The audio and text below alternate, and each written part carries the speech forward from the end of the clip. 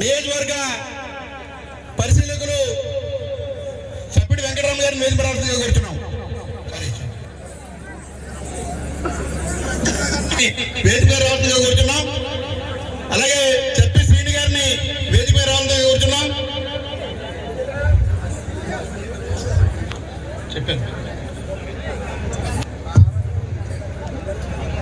డైరెక్టర్లు కరక సోమనాయుడు గారు,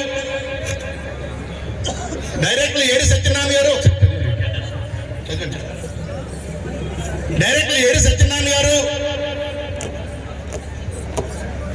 గెంజి శ్రీను గారు, తూము నోగరత్నం గారు, నంబారి సూర్యలక్ష్మి గారు, పూరం పాప,